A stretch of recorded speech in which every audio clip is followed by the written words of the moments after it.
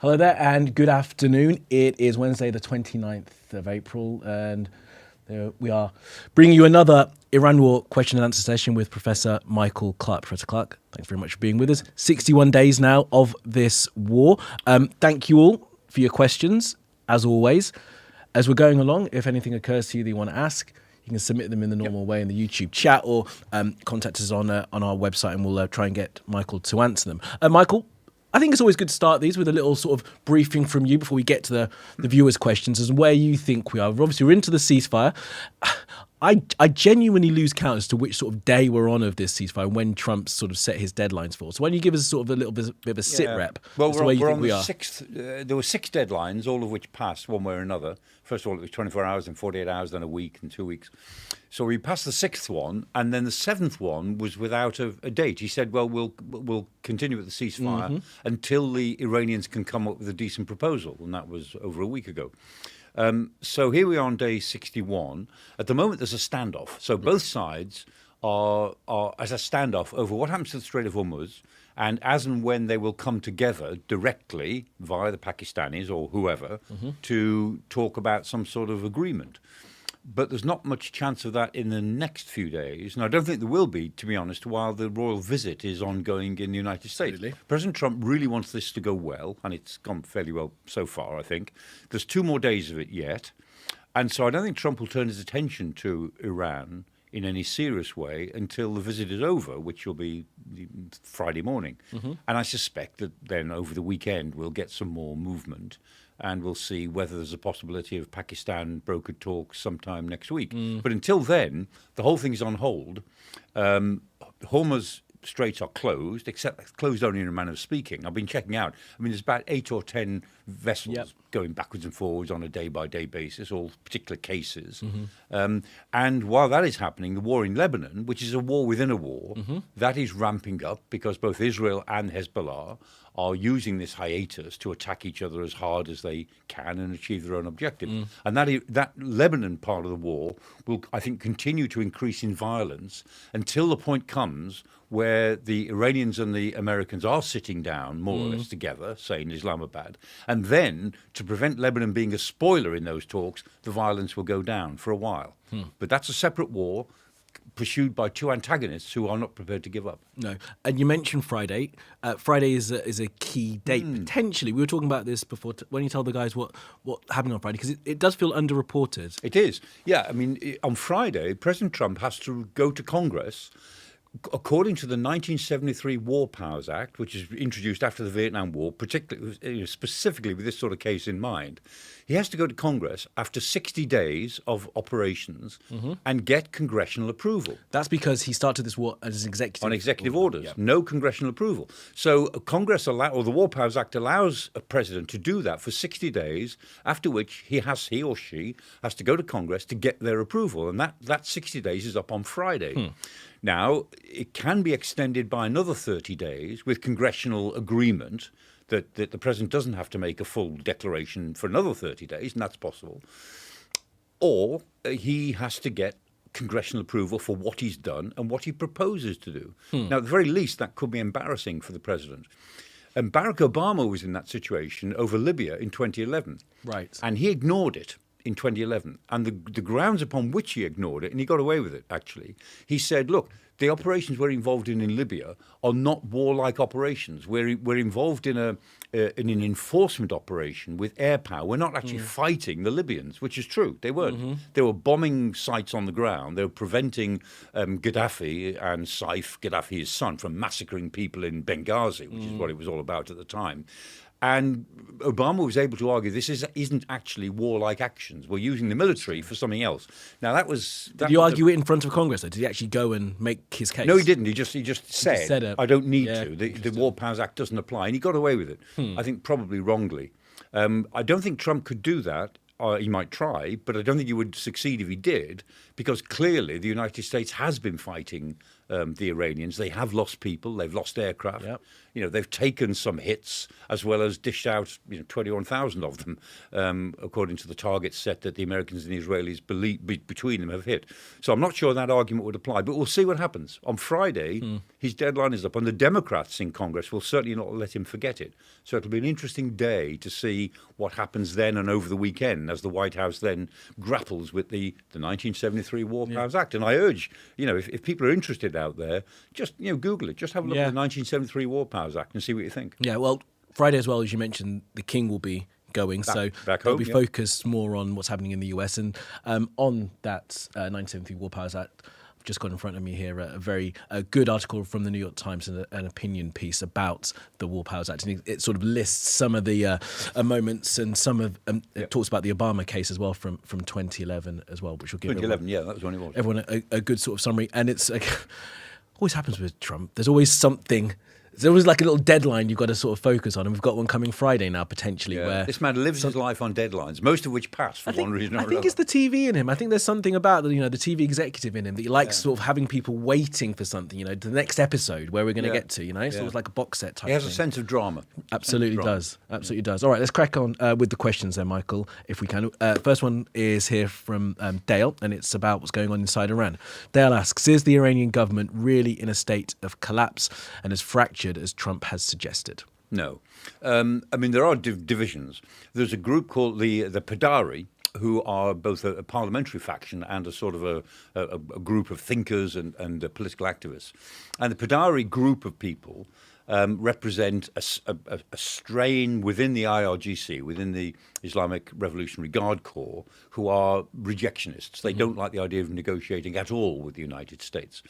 And the people who are in charge at the moment, Galibaf and Zolgada, people like that, even Vahidi, who's really, really vicious man who's in charge of he's the military chief of the IRGC now, they are pragmatic enough to know that you can't go to war with America in an open-ended way. You can oppose America in an open-ended way, but you can't fight an endless war against the United States. There has to be some conclusion to it.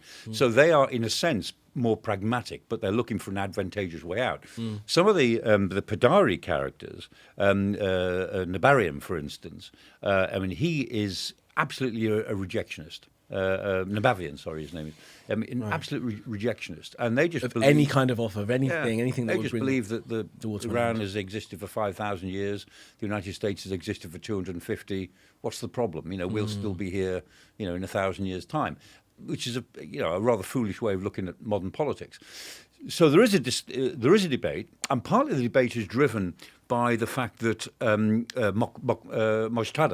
Khamenei is still not seen. He is generally now believed to be alive, but but severely injured. He's severely injured, and apparently he's very badly burned, and he can't speak very well. His face had been burned, and he's lost the use of certainly, I think, his legs and part of his body. He's obviously very, very seriously injured. Mojtada has always been a hardliner. He would lean towards the Padari more than towards Galibaf. And everyone seemed to be using his authority, saying, well, Mojtada thinks this, or Mojtada would want that. And the fact that he's not physically available to say this is the policy means that his name gets used in vain, I think. What do you think about that decision by whoever is in charge in Iran to put him forward? The man is obviously severely injured, as you say. We haven't seen him. We've had statements in his name. It feels to me as if with the killing of his father on the first days of the war, the Iranian regime thought, you know what will be the best thing? To have another Khomeini to take over, to have that name recognition at least, to say you haven't removed the regime at all. Yeah, and of course he wasn't even a cleric at the time, and then he becomes a sort of the head of a clerical regime. A bit Thomas Becket, in the 12th century. He was made a priest one day and Archbishop of Canterbury the next. Wow. That's quite a promotion. That's a promotion for you, isn't it? Yeah. Well, Mojtada was a bit like that. And I think the idea of the Iranians was that A, they get the name recognition, but B, it solved the problem of having to go for a hardliner or a pragmatist. Okay. It said, okay, look, this is the line of succession. Yep. So it puts off the problem of what direction do we go in.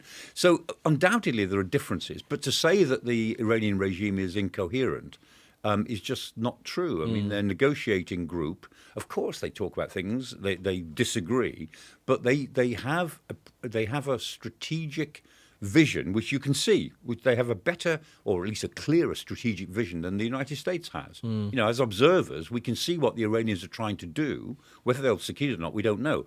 We're not sure what the United States is trying to do. That's the point. I mean, they have more strategic coherence than the US. And Chancellor Merz in Germany, he said, you know, rather provocatively, but in a way that most of us agree with, he said that the Iranians are making the Americans look foolish because they're canny, they're cunning, they know what they're doing diplomatically, whereas the United States, as usual, are going around in circles. They're just making themselves look like the amateurs they are. Whatever virtues the MAGA group have domestically and ideologically, you can argue about that. But in terms of global diplomacy, these people are all amateurs. They're such amateurs. What do you make of the Iranians' position then? Because before the war, with the 2 rounds of negotiations that we had most recently that were blown up by the Iranians being bombed by the Israelis and the US, we had these sort of baskets they were talking about. The main one is about nuclear arms and nuclear enrichment, and that was one of the baskets, sanctions relief, etc. Now, at this point, we have another basket, the Strait of Hormuz. Do you think, did the Iranians know that ace, you know, the card that they had in their pocket the whole time, do you think? Or was it sort of, did everyone suddenly realize, aha, we've suddenly got this thing? Where do you think, because obviously the Americans didn't seem to realize that this was going to be their ace card. No, they didn't think they'd get to it so quickly. Everybody knew that the Strait of Hormuz was a potential, I don't like the word game changer, but a potential lever that the Iranians could pull if they're prepared to pull it and take all the flack for doing that, because that you know, wrecks their relationship with everyone that other Gulf states and the world economy and so on. And the fact that they were desperate enough early enough to pull that lever within the second or third day, that's what was a bit surprising. And yes, I think the Iranians probably have been surprised by the dramatic effect that Hormuz has had, the closing of the straits, and they've realised that's given them an extra card. So that's an extra thing on the table. So to begin with, we were talking about, you know, nuclear development, ballistic missiles, which was a new inclusion as well, if you remember. Exactly. That kind of came in after the Israeli bombing last year. Yeah. No ballistic, no more ballistic missiles. Aid to clients around the region, like Hamas and Hezbollah, and then, you know, regime change issues. Those are the 4 things that the Americans talked about. Well, now the Strait of Hormuz is ahead of all of those things. The most immediate problem is to reopen the Strait of Hormuz.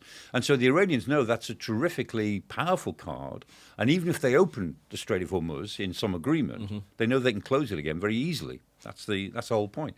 And 20 years ago, it would not have been so easy to close the Strait of Hormuz as it is now. Right. Because the technologies of attack, drones, robot submarines, cheap medium-range ballistic missiles, you don't have to close the straits to make them dangerous to pass. And if you make them dangerous, in effect, you close them.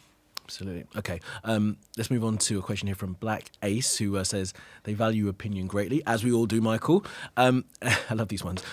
When they try and get you inside the administration. Now, if you were Donald Trump's strategic advisor, what would you suggest he does to wrap up this war? I mean, I think if you were his advisor, you probably would have told him not to bother starting. There are all sorts of things, levels that you would have started on. Well, if I was his strategic advisor and he had listened to me, he wouldn't have been in this situation in the first place. But on the assumption, okay, you know, we are where we are, what do you do?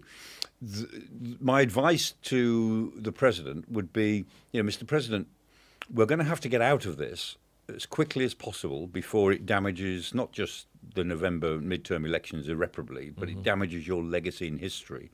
You know, you'll only ever be known for this war now. Whatever else you think you've achieved, Mr. President, history will only know you for this war. Yeah.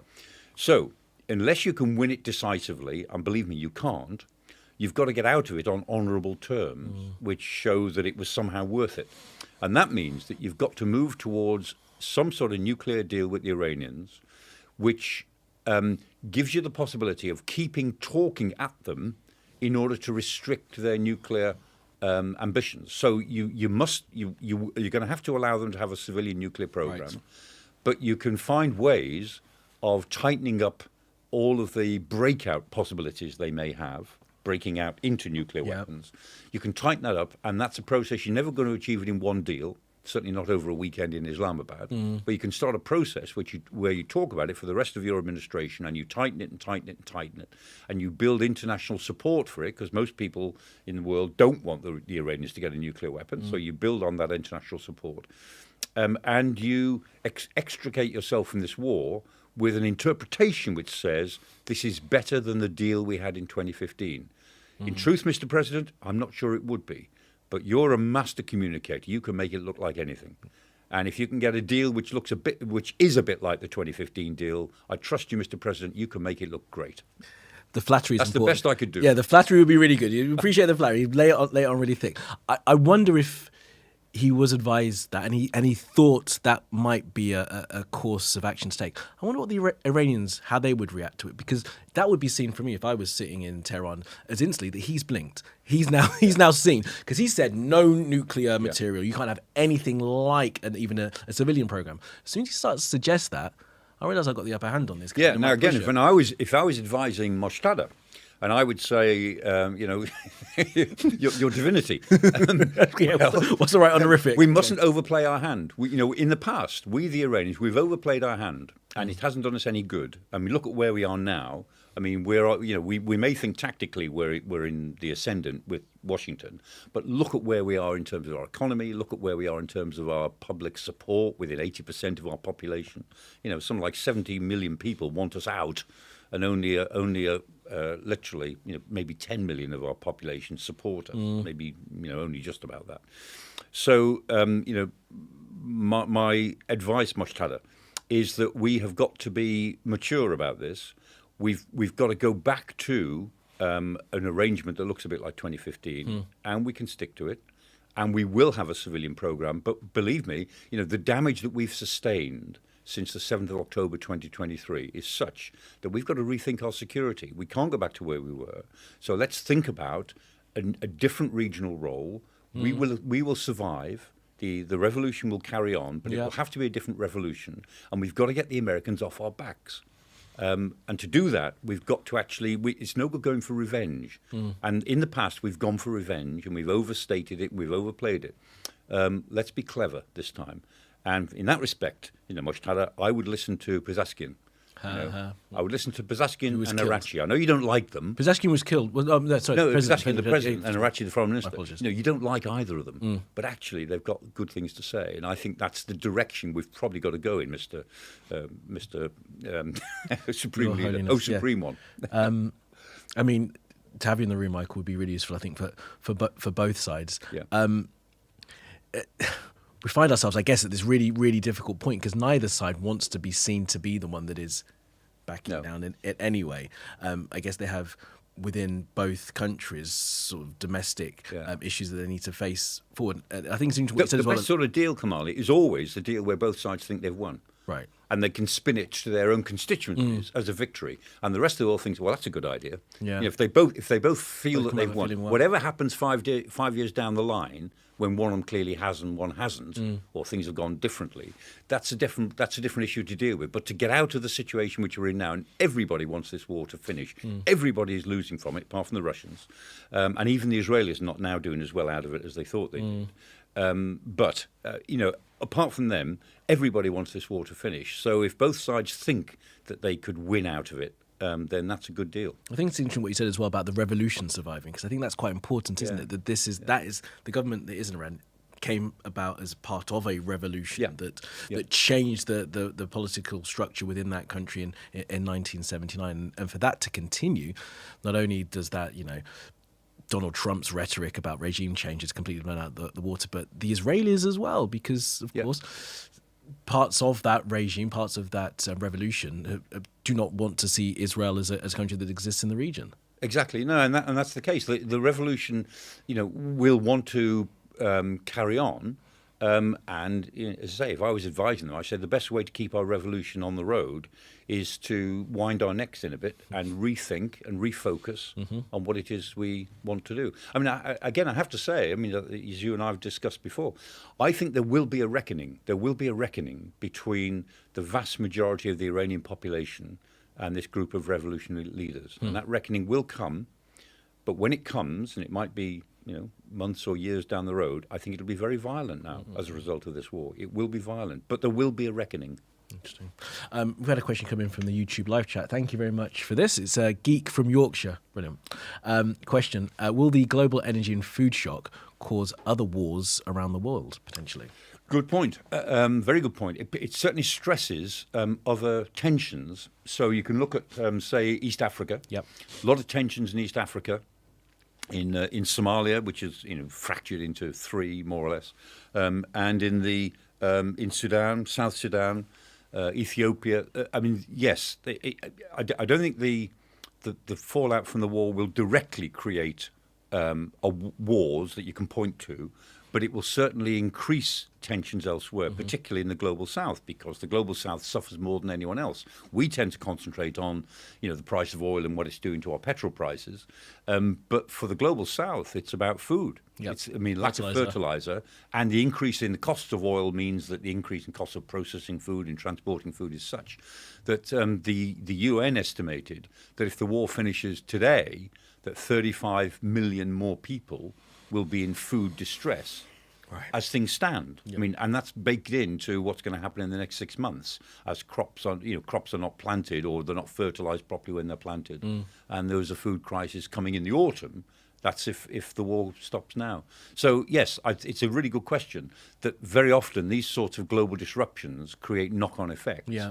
And people used to talk about water wars. They say, we'll be fighting over water. And used to say this 20 or 30 years ago. There's almost no examples of two countries fighting directly over water. But there's quite a lot of examples where tensions over water actually increase tensions on other things. Yeah. I think that's what we may see in this particular case. Really interesting.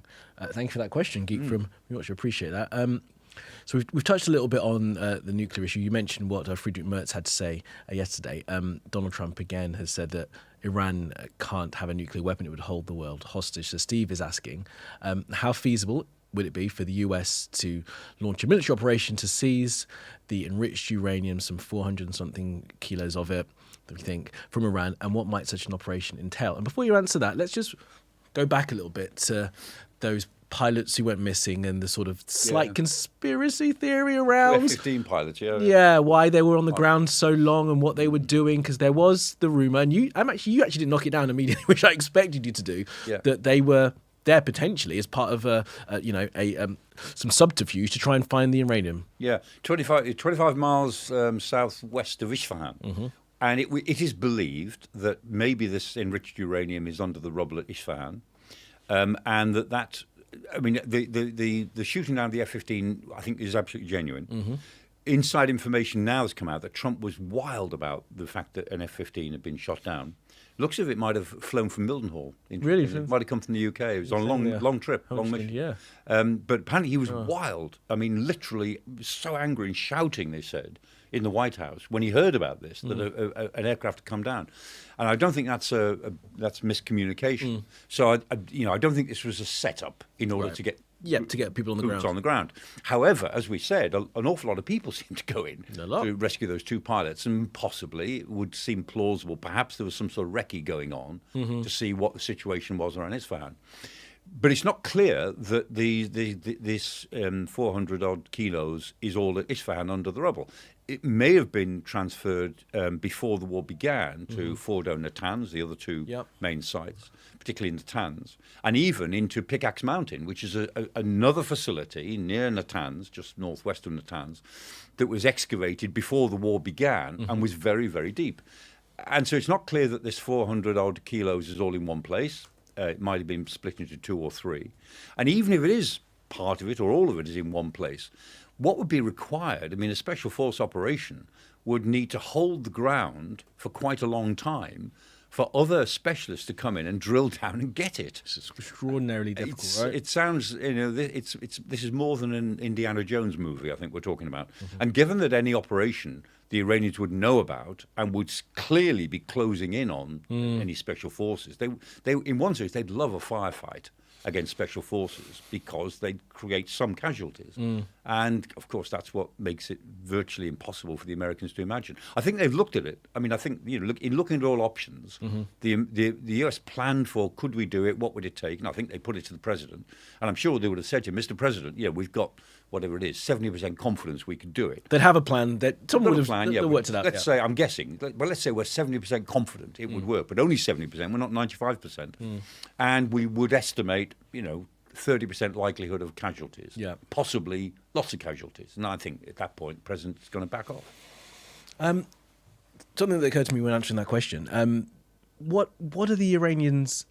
What's their capability at the moment for enriching uranium? They use enrichment facilities. Has that all been destroyed in the bombing campaigns? Yeah, almost certainly. Because enrichment, the centrifuges are incredibly delicate. Funny if I was talking to Gareth about this earlier on. When you say centrifuge, everyone thinks of some enormous machine. Yeah.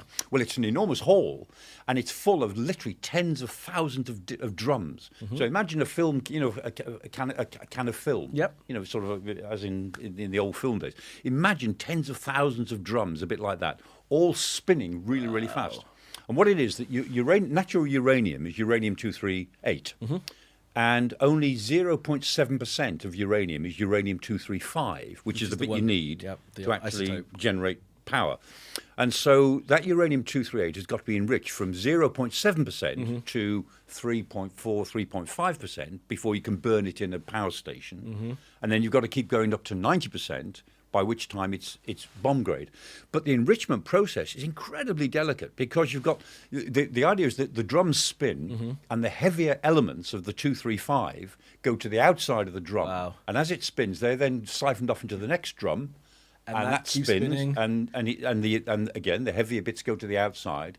And if it goes through tens of thousands of these drums, all spinning in a very sequential way with no interruptions, then what you get out at the other end is 3% U-235 enriched uranium. Of like what, a couple of kilos as a gas, yeah. Oh, as a gas? It comes out as a gas, Right. yeah. And so it's very easy to disrupt. And of course, the Iranian system has been disrupted a couple of times by the Stuxnet virus, which upset the whole system. And they've only got to go out of balance a little bit, and the whole process comes to an end. It's very hard to do. Enrichment's really tough, and only the really big, sophisticated economies can enrich uranium, which is one reason why the Iranians are so keen to show that they can do it, as they can. Because it shows that they have an advanced economy. And the thing about enrichment is that getting up to 7% is really, really hard, about 7%. Once you're at 7%, then you can just keep going. If you can make 7%, you can do 90%. You just keep them spinning for another 2 months or whatever it might be.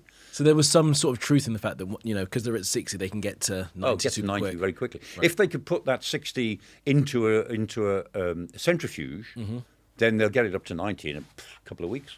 But I don't a couple of weeks. The science behind this is mind blowing. It's mind blowing. It takes a couple of weeks of it spinning and spinning and spinning. In the enrichment in the centrifuge hall, that's what they're called. But I don't believe they've got centrifuges that are working. Right. I think it will take them years, certainly months or years, to get a centrifuge working again. From the mess that they inherited from the attacks that the Americans and the Israelis, but mainly the Americans, have mounted on Fordo, Natanz, and Isfahan, the three big ones. Yeah. Thanks for that, Michael. I knew you'd have a great answer to that. Graham here has a question, and it's something I know you're quite interested in, Michael. You've talked about it a few times. How long? Hey, come on. So can I just go back on one thing? Of course. On that, one thing that is a possibility is that the Iranians could maybe get enriched uranium from somewhere else. Who else enriches it? North Korea and Russia.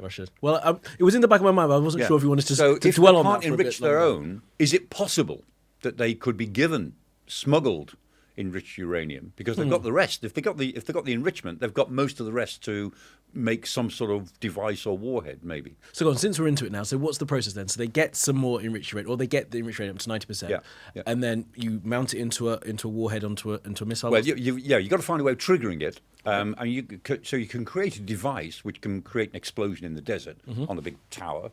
And that's a test, and that frightens everybody. Getting it into a warhead is another problem because then it's got to withstand tremendous pressures, on a missile, which is going to get very hot, go fast, then go slow, and that's not easy. You've got to test that. You can't just use it. Yeah, but getting a device that works, that just blows up with a nuclear explosion, as the Indians did in 1974, and then India and Pakistan did in 1998 together. I mean, that frightened everybody. Absolutely. So if they had the enriched uranium, they're not too far from a test. They're still quite a long way away from a warhead that they could put on a missile. Worthy diversion, I think. Yeah. All right.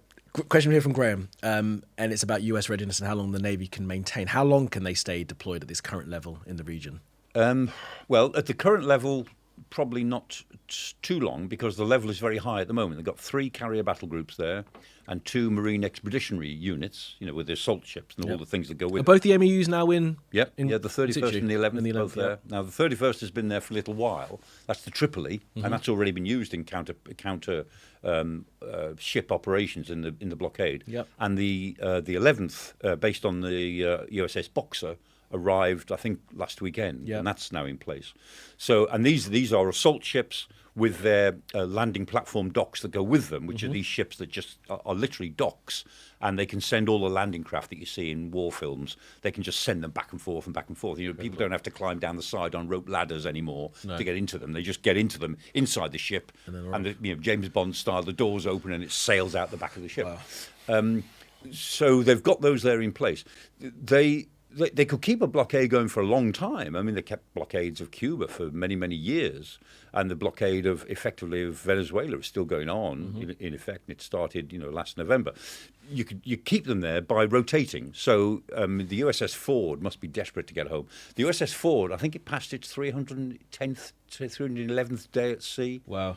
Which I think it makes it the longest deployment for about 20 years or something like that. I saw it as a little news item in US Navy News. And I think the people on the USS Ford are pretty fed up. You were talking about them having terrible food. That's right, yeah. They said that interesting logistics haven't caught up with this big group. I mean, the one thing the Americans are usually very good at is logistics. And a lot of the sailors have been complaining to their families that the supplies haven't been very good, which I found quite surprising because they're not short of air bases to operate from in the region. Yeah, Google tells me 297 days. It left Virginia in June, and it's been deployed to Venezuela now, of course, to Iran as well. 297. Because that's maybe it said it was coming up for the 300-day mark, but it makes it, I think, one of the longest deployments for a long time. It does. The longest one in 1964. Let me just make sure I open. This was 322 days, I believe. Right. You keep talking while I look at Google. Yeah. Anyway, so been out there a long old time. You can keep a blockade going, but you've got to keep rotating the units. Yeah. And that means that if you're going to keep, let's say, not 3 carrier strike groups there, but say 2 carrier strike groups, then I think the Ford needs to go home, and at some point the Abraham Lincoln will need to be replaced. The Bush has only just arrived there. That can stay for a little while. And the same will go for the Arleigh Burke destroyers. They've got 15 or 16 of the destroyers. They have to rotate. And they'll have to rotate them, so they can do it, but it has an effect on operations elsewhere. I mean, they need these forces in the Indo-Pacific. They need them, around the South China Sea in Taiwan. They need them at their U.S. bases, and they need them for what they call now the Western Hemisphere. I mean, all the stuff in Central and Latin America. So, yes, they can do it, but it will strain, at this level, it will strain the U.S. Navy to keep rotating for, let's say, another 6 months, if that's what it comes to. Well, it looks like he's going for the record. So the record is held by the USS Midway in 1972 to 73 for 332 days. 332, the Midway. Yeah, and the USS Coral Sea in 64 and 65 for 329 days. Yeah, and then, that was off Vietnam. That it one. must have been right, 72 Coral and 70. Yeah. So Ford still at sea, 295 approximately days. Hey, Kamali, we're sounding like a pair of train spotters. I mean, this... I'm sorry. I can't help myself, Mike. It's your fault. You've got the military train spotters out there. I'm sorry, guys. I don't mean to be rude to the military train spotters. Of course not. They provide terrific information, which some of us use, It's fascinating for the detail, the sort of as you say, the logistical enterprise that goes into sending something that has such power to sea to then be used in the way that the president sees fit is a fascinating, feat of where we are. And the number of service personnel aboard and the number of troops that are there, and they're not sure why they're there or quite what they're doing. They're waiting for the president to give them orders, and the president hasn't made his mind up what he wants to do with all of this power. That's what's so odd about it in a way, and that one man who doesn't seem to have a clear view of of what he wants has so much power to put these people into this situation. Amazing. Question here from Ben about Strait of Hormuz. He says, we've talked a lot about blockades, small missile launchers and drones that could stop ships from passing through the strait. What about scuttling? Couldn't Iran just commandeer a tanker or two and tactically sink it at the right point to block the strait for months? No. No, it doesn't work. Tankers and ships are scuttled to block areas, but when they are, it's almost always harbour entrances. It's something shallower and narrower. If you look at the Straits, the average depth of even the narrow channel in the Straits is between 60 and 100 metres. Now, you need. I mean, one ship would just go down and you sail straight over the top of it, and also the width of it. I mean, the channel is narrow for these 200,000-ton tankers and so on, but the channel is it's 3 kilometres upwards, 3 kilometres down. 3 kilometres inward, 3 kilometres coming out, and 5 kilometre separation zone. So that's like 11 kilometres of the channel, the normal channel, and. If that's 11 kilometres, most of these big tankers are about 400 metres long. So you'd need, say, 3 tankers for every kilometre. Just wouldn't happen. And it's still too deep. Yeah. So it just wouldn't happen, no. And the point being that, as we said before, blocking the Strait of Hormuz does not require blocking the sea as it would have done, in other sea lanes in the past. I mean, go back to previous wars, Napoleonic wars, and so on. And ships were sunk in harbour entrances. Sometimes chains and booms were put. Glad you mentioned chain, because when we talked about it last time, I was going to talk about the chain across the Golden Booms Horn. And chains, yeah, the famous chain. That has been done in the past. Medieval. But the whole point about the Strait of Hormuz, as we said, is you block it simply by making it dangerous to pass. Yeah. And you make it dangerous to pass by using modern technologies, ballistic missiles, medium-range ballistic missiles, drones, fast warships. Fast little boats, fast attack craft, and robots. Yeah, and the simple fact is that it's having the effect. Insurers are hiking the price of ships, are really, really scared, if they can get insurance to get through. And you said, 8, 10 are passing through a day. It's 130, 140 previously that was passing in and out of the Strait of Hormuz before the war. So 130, 140 a day, and now it's single figures.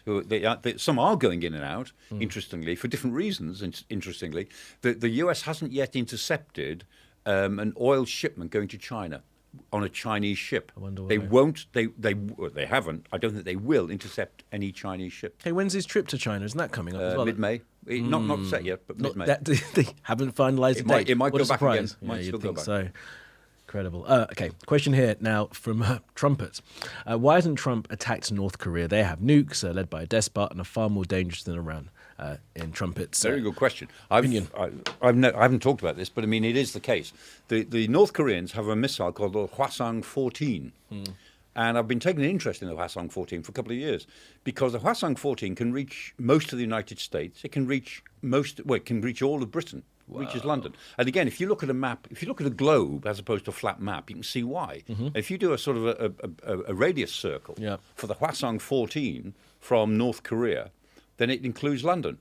So we've lived under the threat, and the Hwasong-14 is nuclear capable. So we've lived under the threat of a North Korean nuclear strike on Britain for the last 5 to 7 years. And so is the United States.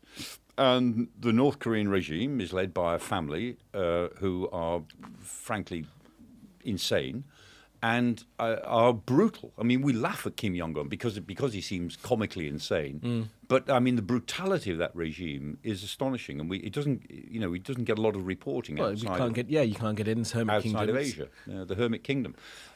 So it is the case that North Korea represents a much greater threat than the Americans say Iran represents. Because North Korea is already there. They have nuclear weapons. They have missiles that can carry them. They test them. And those missiles have a range that would affect most of the United States and all of Britain and Northern Europe. Well, you've got me my new obsession now. 10,000 kilometres plus, the Hwasong-14. Hwasong-14, Spent a lot of time looking That's at not this. their longest range either, but that's the one that we know that they're developing other Hwasong family missiles, but that's the one we know works and is tested and we know will carry, or we believe will carry, a reasonably powerful nuclear warhead. So we already live under that threat. Yeah. So, in answer to the question, why hasn't he attacked North Korea? Because they've already got their weapon. Right. It would be a dangerous thing to do. And the argument is that if Iran had a nuclear weapon, a usable nuclear weapon, then we wouldn't be doing this either. And so, I mean, Trump's argument, and you can see the logic of this, unless we stop the Iranians getting a nuclear weapon now, it will become too late to stop. When they've got a nuclear weapon, we won't be able to get it off them, in a sense. Yeah. We won't be able to disarm them of it. So this is the last moment when we could stop them getting a nuclear weapon. Against that, some of us would say, well, go back to the 2015 deal. That was a 10-year deal, and it was holding. It was. And we'd have been in we'd have now, 2026, we'd have been in the same situation we were at 2015. They would not have made any advance and nuclear technologies, because that was actually quite a tight deal on the nuclear side of things. The reason that people went so far against that 2015 deal, the reason they criticised it, is because it didn't cover other things. It didn't cover ballistic missiles. It didn't cover aid to Hamas, aid to Hezbollah. It was never designed to. No. We were the ones who said we want to keep this to nuclear issues. It's that basket, keep it the nuclear tight. basket, yeah. Exactly. Put the cork in the bottle. And the cork was in the bottle for 10 years. And that gave us time to think about the next phase of how we deal with Iran. The assumption being that the Iranian revolution won't last forever. And at some point it will come to an end. At some point, a secular Iran will emerge from this. And then we can have a sensible conversation without them having got a nuclear weapon in the meantime. That was the idea behind the 2015 deal. But there you are. Disparagingly called the Obama deal, but let's remember it wasn't just Obama who signed that deal. The Europeans, the Russians were involved. And It was Russians as well, sort of a global Germany, agreement. Yeah. It was the Quint, a group of European states.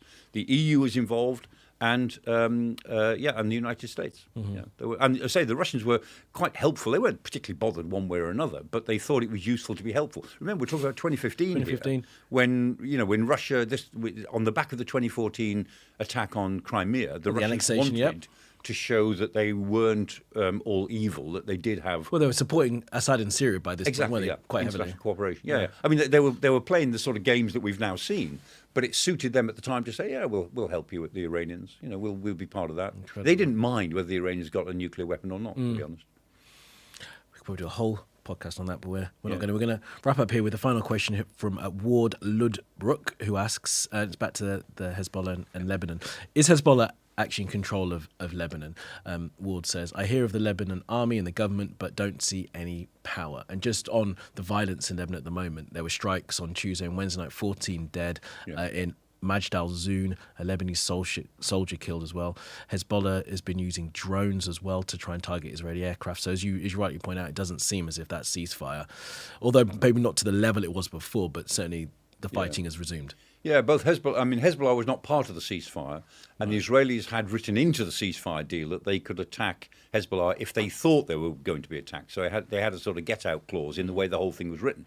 So Israel and Hezbollah have their own agendas against each other. The ceasefire, remember, was between Israel and the Lebanese government. Yeah. And in a way, that's a bit irrelevant. Completely. It's better to have it than not, but it doesn't cover the people who are doing the fighting. So that fighting will continue because it's got its own logic. And Hezbollah is stronger than the Lebanese army. That's the problem. I mean, in 2021, Hassan Nasrallah, who was then Hezbollah's leader, before he was killed, he argued that he boasted they had 100,000 fighters. Now, that might have been an overestimate, but not that much of an overestimate. And the Lebanese army, on paper, is only 80,000. And for the Lebanese army to suppress Hezbollah, you'd need 2 or 3 times the number of Hezbollah. Well, not just that, the will as well. And the will to do it, exactly. And remember, Lebanese, it's a volunteer army, but actually they don't want to put themselves on the line in a civil war that would get extraordinarily vicious. So unless somebody can help them, and the Israelis have never taken seriously the idea of helping Lebanon. There's all sorts of diplomacy behind that. But, it would need the IDF and the Lebanese army to work together in a fairly coordinated way to actually suppress Hezbollah. And Hezbollah isn't just a fighting force. It goes deep down into the politics of Lebanon, particularly southern Lebanon. So sadly, Hezbollah, was created deliberately by the Iranians in 1982 in response to the Israeli intervention into Lebanon, which at that time lasted 18 years, 1982 to the year 2000. And that's what gave Hezbollah strength and power and money and backing from Tehran. And now they are illegitimate. They are a designated terrorist group in most of the rest of the world, but they are an intrinsic part of Lebanese politics. And my heart goes out to honest Lebanese politicians, Druze and Christians, of Shia and Sunni Muslims in the Lebanese parliament. My heart goes out to them because they're trying to preside over a state which has just increasingly lost authority over its own territory. And the authority of the Lebanese government doesn't go much further than Beirut, sadly. It doesn't seem to. And certainly they don't seem to be able to stop. I've said that in lectures. at the Royal College of Defence Studies, and the Lebanese officers always jumped up and got very angry with me for saying Well, I'm not it. surprised. Yeah, And what did you? And when you get into it with them, what's the conversation like? Yeah, I say what I've said to you, and they say, "Well, you don't really understand." And all I can say is my heart goes out to them. I've also had the Israeli officers jump up and say, "What you say is terrible." I'm saying everyone, Michael. I mean, my job when I go to RCDS, which a lot of foreign and British officers, my job is to say it as I think. Say what I think is true. Well, that's why we appreciate you so much, Michael. I said that was the last question, but then we had one come in. Oh, so let's do this one. It's from Ice Hockey 77. And it's actually a good one. I've been thinking about this with the news from the other day. Does the UAE become a more significant target of Iran if hostilities break out again, given their withdrawal from OPEC? Just talk us through the withdrawal from OPEC then. And the UAE was a huge target anyway. Thousands of projectiles were sent towards the UAE during the war. Yeah, the Iranians really concentrated on the UAE because the UAE are the most... the strongest in opposition to Iran. Even the Saudis have sort of moderated their structural opposition to the Iranian regime. So the UAE have become a sort of unique target. Withdrawing from OPEC is very interesting because the UAE basically want to drill more oil and sell more oil in the world. OPEC, the arrangements in OPEC, which restricted production, the UAE was finding very irksome, and I think we've anticipated this for a little while. So in theory, this should bring oil prices down, but I don't think it will in the immediate. In the longer term, it will, because OPEC is getting weaker. It's a cartel, and OPEC Plus is OPEC plus Russia, and that was a stronger cartel. But in general, OPEC's power compared to the 1970s has been declining because there's more oil in the world, and there are non-OPEC producers of oil. Somebody as important as the UAE leaving it really weakens OPEC, creates more of a free market, which ultimately will bring the price of oil down. But immediately, all the other drivers of the war are keeping the price high. Yeah. So I don't think it won't have an immediate effect. But in the longer term, I was kind of pleased to hear that the UAE had left OPEC because it means they'll behave more like just a market operator. Yeah, rather than being part of the cartel that keeps it high. Because what OPEC always does, and this is why it's quite funny, they set a price, they set a level, they say, all right, we're only going to produce this amount of oil for the next 6 months. And they all agree it, and they say they've agreed it, and then they all fiddle it. Yeah, and then they all actually produce more oil than that because they're trying to squeeze the extra cash in from selling more. Yeah. And that's the point. OPEC, they say one thing, and then privately, quietly, they do something else.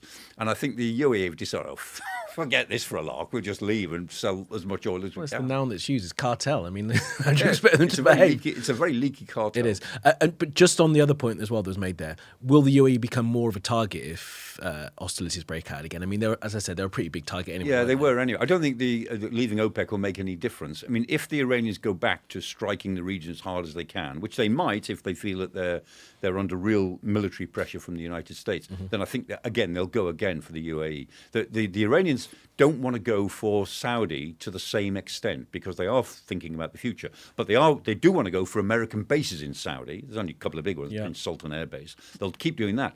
But in the case of UAE, they were going for the UAE infrastructure. They won't do that. I don't think they'll do that against Saudi, but they will against UAE. Interesting. Yeah. All right. Let's call it quits for now, Michael, for this week. Thank you all for being with us, and thanks for the questions. It's always good to get you guys involved in the conversation as we go along. We do appreciate it. And obviously, you can see Michael will answer whatever you throw at him, as long as it's within his sphere of knowledge, which is it's most things for you, Michael. I mean, I don't know how your football knowledge is. I used to be a university teacher. That's there you go, exactly. Knows it all. We're going to do another Q&A next week, as we always do, same time. There is some debate as to whether or not we actually turn our attention back to the war in Ukraine. Maybe if you get in the comments and tell us how you feel about that, it'll help us make a decision as to whether or not there's a need for it right now. But we'll see you again next week at 1 o'clock on Wednesday. So thanks for being with us and enjoy the rest of your afternoon.